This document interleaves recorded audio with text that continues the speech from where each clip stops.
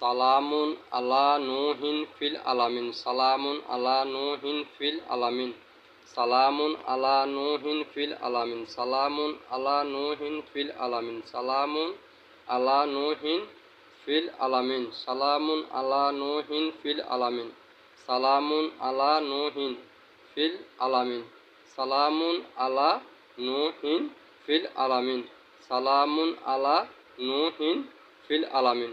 এই দোয়াটা পড়বেন কখন? যদি কোনো ব্যক্তিকে সাপে আঘাত করে, আপনি কি করবেন, কয়েকবার এই মনে করেন 100 বার বা 50 বার 51 বার বা 21 বার এই দোয়াটা পড়বেন। পড়ে কী করবেন, আপনার মুখে থুতু যেখানে সাপে দর্শন করছে সেখানে লাগিয়ে দিবেন। ঠিক আছে? ইনশাআল্লাহ সাপের বিষ নষ্ট হয়ে যাবে।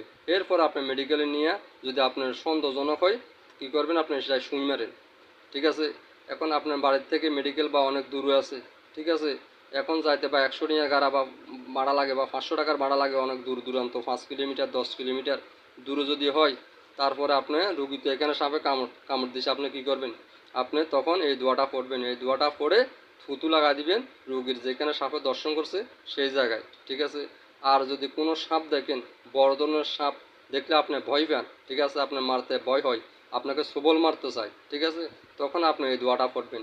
দেখবেন সাপ দুর্বল হয়ে যাবে, সাপ আপনাকে আপনার কাছে নত স্বীকার করবে। ঠিক আছে? এরপর সাপটাকে মার ফেলেন, কোনো সমস্যা নাই। ঠিক আছে?